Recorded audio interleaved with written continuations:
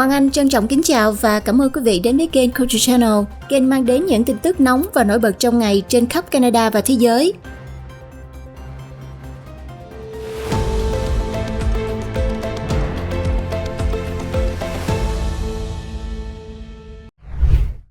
Thưa quý vị, một tin nóng từ Hoa Kỳ. Tổng thống Joe Biden vào Chủ nhật hôm nay đã khiến cử tri Mỹ ngạc nhiên khi tuyên bố sẽ rút lui khỏi cuộc đua giành chức tổng thống sau nhiều tuần phản đối những lời kêu gọi từ chức. Tổng thống Biden tuyên bố chấm dứt nỗ lực tranh cử của tổng thống vì ông cho là vì lợi ích cao nhất của đất nước, quyết định ủng hộ bà Harris làm ứng viên của đảng Dân Chủ. Trong tuyên bố, ông Biden nói rằng, được phụng sự ở cương vị tổng thống là niềm vinh hạnh lớn nhất đời tôi. Dù muốn tái tranh cử, tôi tin rằng quyết định rút lui sẽ mang lại lợi ích cao nhất cho đảng và đất nước. Tôi sẽ chỉ tập trung vào hoàn thành nhiệm vụ của mình ở cương vị tổng thống trong phần còn lại của nhiệm kỳ. Tổng thống Mỹ Joe Biden ngày 21 tháng 7 đăng tuyên bố trên tài khoản X. Tổng thống Joe Biden, 81 tuổi, khẳng định nước Mỹ đã đạt được tuyến bộ vĩ đại trong hơn 3 năm rưỡi nhiệm kỳ của ông, có nền kinh tế mạnh nhất thế giới và đã thực hiện những khoản đầu tư lịch sử để tái thiết đất nước, hạ giá thuốc cây toa cho người cao tuổi, mở rộng chương trình chăm sóc sức khỏe cho số lượng kỷ lục người dân Mỹ. Ông cũng điểm lại những thành tựu chính sách xã hội trong nhiệm kỳ như là hỗ trợ cho hàng triệu cựu chiến binh thông qua luật bảo đảm an toàn súng đạn đầu tiên trong 30 năm qua tại Mỹ, bổ nhiệm nữ thẩm phán gốc Phi đầu tiên vào tòa án tối cao và thông qua đạo luật bảo vệ môi trường.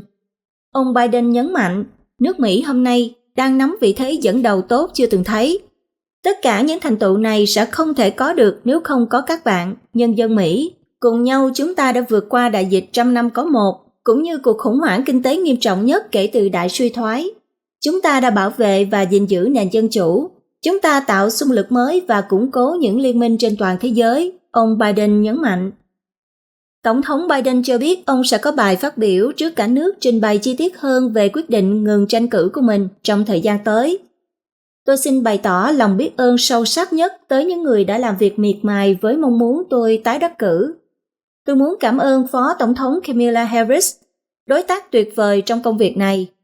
Tôi cũng xin gửi lời biết ơn từ tận đáy lòng tới nhân dân Mỹ vì niềm tin và sự tín nhiệm mà họ đã dành cho tôi. Ông Biden viết, tôi hôm nay tin vào điều mà tôi đã luôn tin rằng không gì nước Mỹ không thể làm được, miễn là chúng ta sát cánh cùng nhau. Chúng ta chỉ cần nhớ rằng mình là nước Mỹ. Trong bài đăng sau đó trên nền tảng X gửi tới các thành viên đảng Dân Chủ, ông Biden thông báo sẽ ủng hộ Phó Tổng thống Harris, 59 tuổi, làm ứng viên đại diện của đảng trong cuộc đua vào Tòa Bạch Ốc năm nay. Quyết định đầu tiên của tôi ở vị trí ứng viên đảng vào năm 2020 là chọn bà Kamala Harris làm Phó Tổng thống. Đó cũng là quyết định đúng đắn nhất. Hôm nay tôi tuyên bố hết lòng hỗ trợ và ủng hộ Kamala làm ứng viên của đảng trong năm nay. Hỡi các cử tri đảng Dân Chủ, đã đến lúc đoàn kết và đánh bại Trump, ông Biden viết. Theo giới quan sát, quyết định trên là kết thúc đầy bất ngờ đối với sự nghiệp chính trị kéo dài 50 năm qua của ông chủ Tòa Bạch Ốc thứ 46, chứng tỏ là ông đã phải lùi bước trước sức ép từ nội bộ đảng Dân Chủ sau màn tranh luận tệ hại hôm 27 tháng 6 vừa qua với cựu Tổng thống Trump. Quyết định rút lui của ông Biden đẩy đảng của ông vào vùng nước chưa được khám phá, chỉ còn 1 tháng nữa là diễn ra Đại hội toàn quốc của đảng Dân Chủ. Theo hãng tin AFP, các thành viên đảng Dân Chủ đã nhanh chóng ca ngợi di sản của Tổng thống Joe Biden vào ngày 21 tháng 7, sau quyết định lịch sử của ông về việc chấm dứt nỗ lực tái tranh cử. Trong khi đó, các thành viên đảng Cộng Hòa thì lại yêu cầu ông từ chức.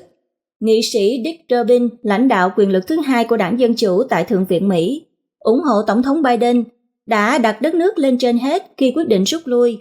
Ông kêu gọi đảng Dân Chủ lập tức đoàn kết hậu thuẫn ứng viên đủ khả năng đánh bại ông Donald Trump và giữ nước Mỹ đi đúng hướng, đồng thời tuyên bố sẽ làm mọi cách để hỗ trợ chiến dịch này. Ông Chuck Schumer, lãnh đạo phe Dân Chủ nắm đa số tại Thượng viện, cũng bày tỏ ủng hộ quyết định ngừng tranh cử của Tổng thống Biden.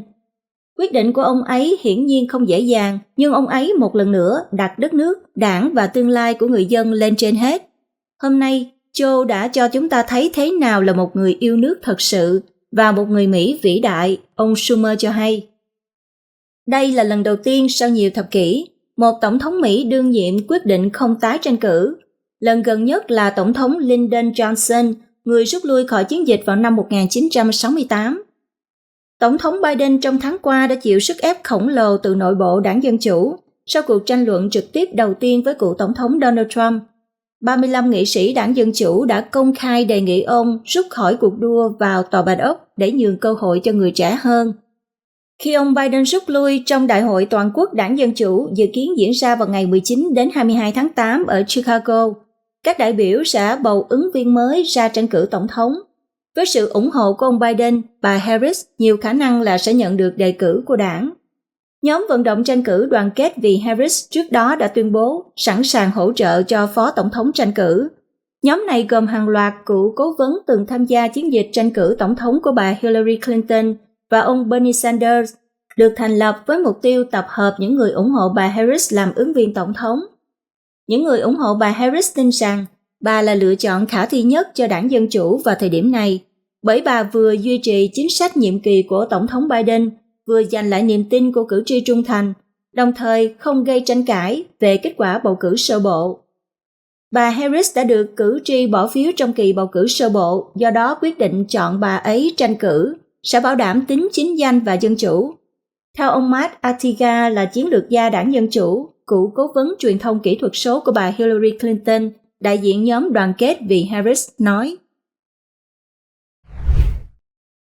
Các nước nhanh chóng lên tiếng sau khi ông Biden tuyên bố rút lui. Thủ tướng Anh Keir Starmer cho biết, tôi tôn trọng quyết định của Tổng thống Biden và mong muốn tiếp tục hợp tác với ông trong thời gian còn lại của nhiệm kỳ. Ông Starmer nói thêm, trong suốt sự nghiệp đáng kinh ngạc của mình, Tổng thống Joe Biden đã đưa ra quyết định dựa trên những gì ông tin là tốt nhất cho người dân Mỹ. Thủ tướng Canada Justin Trudeau thì nói rằng, tôi quen biết Tổng thống Biden cũng nhiều năm rồi, ông ấy là một người tuyệt vời, và mọi việc ông ấy làm đều được dẫn dắt bởi tình yêu đất nước của mình. Trên cương vị tổng thống, ông ấy là đối tác của người dân Canada và là một người bạn thực sự. Tôi chỉ có thể nói với Tổng thống Biden và đệ nhất phu nhân là gửi lời cảm ơn. Còn Thủ tướng Đức Olaf Scholz cho rằng quyết định của ông Biden xứng đáng được tôn trọng. Nhờ có ông Biden mà hợp tác xuyên Đại Tây Dương được thúc đẩy, NATO vững mạnh. Mỹ là đồng minh đáng tin cậy với Đức. Trong khi đó, phản ứng đầu tiên của Nga về việc ông Biden rút lui, Điện Kremlin cho biết họ đang theo dõi sát diễn biến, đồng thời nói thêm rằng nhiều điều có thể thay đổi trong thời gian này. Người phát ngôn Điện Kremlin là Dmitry Peskov nói với trang tin Live.ru của Nga rằng cuộc bầu cử vẫn còn 4 tháng nữa và đó là một thời gian dài, trong đó có rất nhiều điều có thể thay đổi. Điện Kremlin nói thêm ưu tiên của họ là chiến dịch quân sự đặc biệt ở Ukraine. Thủ tướng Tây Ban Nha Pedro Sanchez nói rằng xin dành tất cả sự ngưỡng mộ và ghi nhận của tôi đối với quyết định dũng cảm và đúng mực của Tổng thống Joe Biden. Nhờ quyết tâm và khả năng lãnh đạo của ông, nước Mỹ đã vượt qua cuộc khủng hoảng kinh tế sau đại dịch và cuộc tấn công nghiêm trọng vào Điện Capitol và là một hình mẫu trong việc hỗ trợ Ukraine. Đây là một cử chỉ tuyệt vời từ một vị tổng thống vĩ đại luôn đấu tranh cho dân chủ và tự do. Tổng thống Israel Isaac Herzog đã cảm ơn ông Biden vì hàng chục năm ủng hộ người dân Israel. Ông Herzog viết trên mạng xã hội, tôi muốn gửi lời cảm ơn chân thành tới Joe Biden vì tình bạn và sự ủng hộ kiên định của ông ấy đối với người dân Israel trong suốt sự nghiệp kéo dài hàng thập kỷ. Thủ tướng Ba Lan viết trên mạng xã hội X, thưa Tổng thống Biden, nhiều lần ông đã đưa ra những quyết định khó khăn làm cho Ba Lan, Mỹ và thế giới trở nên an toàn hơn, dân chủ và tự do mạnh mẽ hơn. Tôi biết rằng ông đã tuân theo những nguyên tắc tương tự khi thông báo quyết định mới nhất của mình. Đây có lẽ là quyết định khó khăn nhất trong cuộc đời ông. Thủ tướng Cộng hòa Czech Petra Fiala cũng viết trên mạng xã hội X rằng đây là một động thái có trách nhiệm và đầy khó khăn về mặt cá nhân, nhưng rất có giá trị. Tôi cầu chúc cho nước Mỹ tìm được một tổng thống tốt từ cuộc cạnh tranh dân chủ của hai ứng cử viên mạnh và ngang sức. Thủ tướng Nhật Bản Fumio Kishida cho biết, tôi không bình luận trực tiếp về vấn đề này vì nó liên quan đến chính trị nội bộ ở Mỹ, nhưng tôi thừa nhận rằng quyết định của Tổng thống Joe Biden dựa trên mong muốn đưa ra quyết định chính trị tốt nhất có thể. Ở Hàn Quốc thì văn phòng Tổng thống Yoon Suk-yeol cho biết, chúng tôi không muốn bình luận về tình hình chính trị trong nước ở các nước khác, nhưng nói thêm rằng chính phủ Hàn Quốc sẽ tiếp tục hợp tác chặt chẽ với Mỹ để phát triển hơn nữa quan hệ Hàn-Mỹ liên minh chiến lược toàn diện toàn cầu. ông Biden bị kêu gọi từ chức ngay lập tức và ông Donald Trump nói rằng đánh bại bà Harris thì dễ hơn là ông Biden. Ông Trump cho rằng bà Harris sẽ là đối thủ dễ bị đánh bại hơn sau khi ông Biden tuyên bố dừng tranh cử và dồn ủng hộ cho phó tướng. Trong cuộc điện đàm với CNN chỉ vài phút sau khi Tổng thống Joe Biden tuyên bố dừng tranh cử hôm 21 tháng 7, cựu Tổng thống Donald Trump nói rằng ông Biden sẽ đi vào lịch sử với tư cách là Tổng thống tồi tệ nhất của nước Mỹ. Đề cập đến việc ông Biden ủng hộ Phó Tổng thống Kamala Harris làm ứng viên của đảng Dân Chủ trong cuộc đua vào Tòa Bạch Ốc, ông Trump cho rằng Phó Tổng thống Harris sẽ là đối thủ dễ đánh bại hơn so với ông Biden. Joe Biden gian trá không đủ sức để tranh cử và chắc chắn không thể phụng sự đất nước. Chúng ta đã phải gánh chịu nhiều hậu quả trong nhiệm kỳ của ông ấy, nhưng sẽ nhanh chóng khắc phục mọi tổn hại. Hãy làm nước Mỹ vĩ đại trở lại, ông Trump cùng ngày viết trên mạng xã hội Truth Social. Hàng loạt thành viên cấp cao đảng Cộng hòa cũng ra tuyên bố kêu gọi ông Biden từ bỏ cả vị trí tổng thống. Chủ tịch Hạ viện Mỹ Mike Johnson cho rằng nếu ông Biden không đủ sức khỏe tranh cử, thì cũng không đủ khỏe để làm tổng thống. Ông Trump cũng phụ họa nhanh chóng ý tưởng này. Ông Mike Johnson, đảng Cộng hòa, kêu gọi ông Biden từ chức ngay lập tức, ngay sau khi Tổng thống Mỹ tuyên bố rút lui. Nếu Joe Biden không thích hợp để tranh cử tổng thống, thì ông ấy cũng không phù hợp để làm tổng thống. Ông ta phải từ chức ngay lập tức, không thể chờ đến ngày 5 tháng 11. Hãng tin AFP dẫn lời ông Johnson. Nhà Clinton ca ngợi quyết định của ông Biden. Cựu Tổng thống Bill Clinton và cựu Ngoại trưởng Hillary Clinton đã ca ngợi quyết định rút lui của ông Biden, đồng thời bày tỏ sự ủng hộ của họ đối với Phó Tổng thống Kamala Harris. Nhà Clinton ca ngợi sự nghiệp phục vụ phi thường của ông Biden. Họ cũng nói rất vinh dự được cùng ông Biden ủng hộ bà Harris trở thành ứng cử viên đảng Dân Chủ và sẽ làm bất cứ điều gì có thể để hỗ trợ bà ấy. Không có gì khiến chúng tôi lo lắng cho đất nước của mình hơn là mối đe dọa từ nhiệm kỳ thứ hai của ông Trump. Hãng tin AFP dẫn thông cáo từ nhà Clinton. Bà Pelosi ca ngợi ông Biden nhưng chê bà Harris. Cựu Chủ tịch Hạ viện Nancy Pelosi đã ca ngợi Tổng thống Joe Biden vì quyết định không tái tranh cử, nhưng không ủng hộ Phó Tổng thống Kamala Harris. Tổng thống Joe Biden là một người Mỹ yêu nước và luôn đặt đất nước lên hàng đầu. Di sản về tầm nhìn, giá trị và khả năng lãnh đạo của ông khiến ông ấy trở thành một trong những tổng thống có ảnh hưởng nhất trong lịch sử Mỹ. Đài CNN dẫn lời bà Pelosi. Cựu đối thủ cảm ơn ông Biden, Thượng nghị sĩ Bernie Sanders, người từng cạnh tranh với ông Biden trong cuộc bầu cử năm 2020, đã khen ngợi Tổng thống vì đã phục vụ đất nước với danh dự và nhân phẩm. Joe Biden đã phục vụ đất nước chúng ta với danh dự và nhân phẩm. Ông là Tổng thống ủng hộ tầng lớp lao động nhất trong lịch sử nước Mỹ hiện đại. Cảm ơn Ngài Tổng thống vì tất cả những gì Ngài đã làm, ông Sanders viết trên mạng xã hội X. Cựu Tổng thống Barack Obama cũng lên tiếng.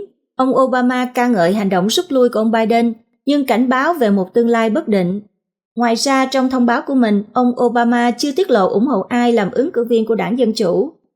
Theo đài CNN, trước quyết định rút lui của ông Biden, nhiều nhà tài trợ đã chủ động liên hệ với nhóm vận động của Phó Tổng thống Kamala Harris để thông báo rằng họ sẵn sàng hỗ trợ bà nếu bà tham gia cuộc đua vào Tòa Bạch Ốc. Tính tới cuối tháng 6, chiến dịch tranh cử của ông Biden đã huy động được 240 triệu đô la Mỹ. Nếu Phó Tổng thống Kamala Harris được chọn làm ứng cử viên chính thức, bà sẽ tiếp quản tài khoản này và có quyền kiểm soát số tiền quyên góp. Đảng Dân Chủ đã thông báo chọn ứng viên mới nhưng không nhắc tới bà Harris. Đảng Dân Chủ chuẩn bị chọn ứng viên thay thế cho ông Biden. Ngày 21 tháng 7, Chủ tịch Ủy ban Quốc gia Đảng Dân Chủ là Jamie Harrison tuyên bố đảng này sẽ thực hiện quy trình minh bạch và có trật tự để lựa chọn ra ứng cử viên mới thay thế cho ông Joe Biden sau khi ông chủ thứ 46 của Tòa Bạch Ốc tuyên bố rút lui khỏi chiến dịch tái tranh cử Tổng thống Mỹ năm 2024. Ông Harrison nói, trong những ngày tới, Đảng Dân Chủ sẽ triển khai một quy trình minh bạch và có trật tự, với một ứng cử viên có thể đánh bại ông Donald Trump vào tháng 11. Tiết lộ hậu trường việc Tổng thống Joe Biden ra quyết định rút lui.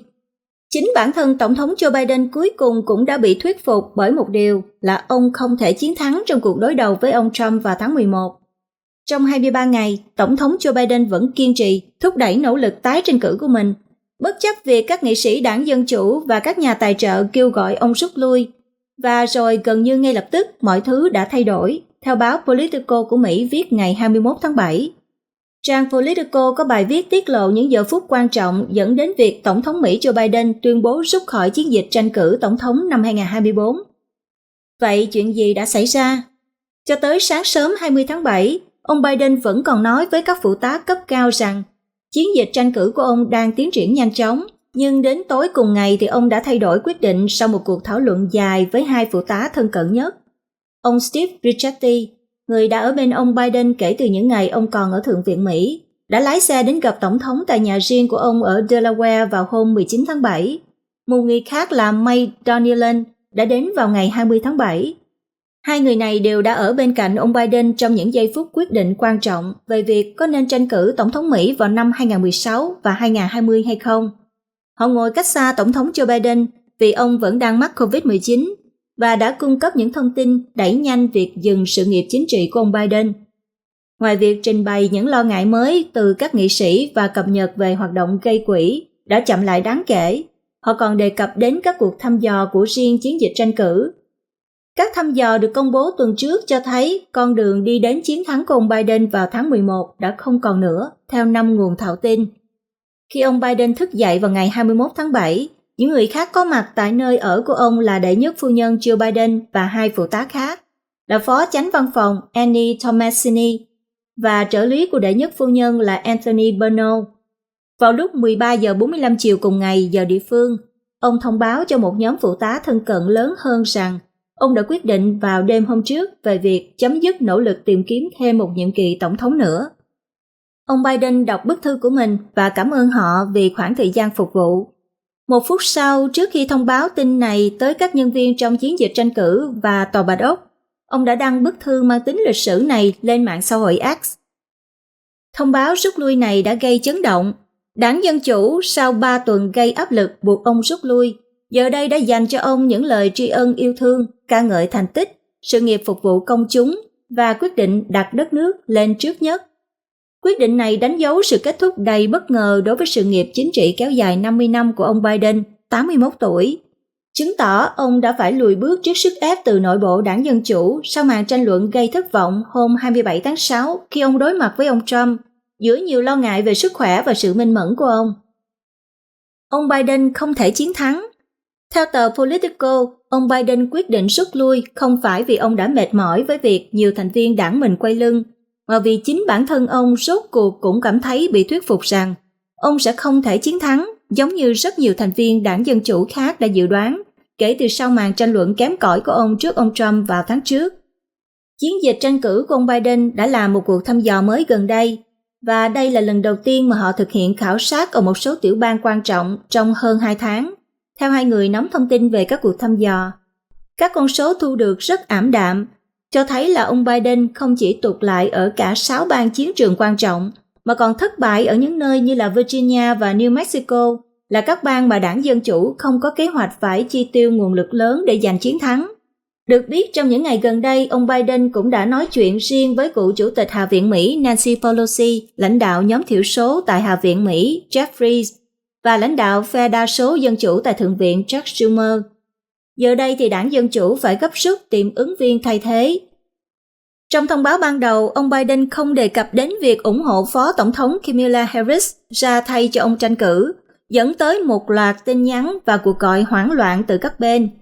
Vài phút sau đó thì tài khoản của ông Biden đã đăng một thông điệp thứ hai, nêu rõ là ông thực sự ủng hộ bà Harris.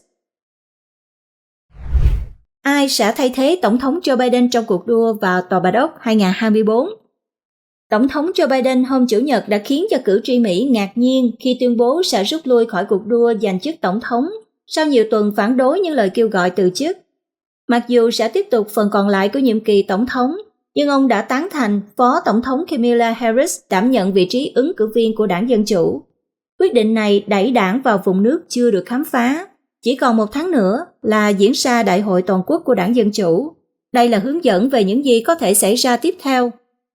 Hiện không có quy định nào nêu rằng ứng cử viên Phó Tổng thống sẽ tự động thay thế nếu ứng cử viên Tổng thống bỏ cuộc, như trong trường hợp Tổng thống Biden. Trong đó không chỉ bà Harris mà nhiều ứng cử viên khác cũng có cơ hội. Hiện Đảng Dân Chủ đang gấp rút lấp đầy khoảng trống. Hãng tin AFP đã liệt kê những cái tên tiềm năng thay thế cho ông Biden ra tranh cử tổng thống. Đầu tiên là bà Kamala Harris. Bà Harris có vẻ là sự lựa chọn hiển nhiên.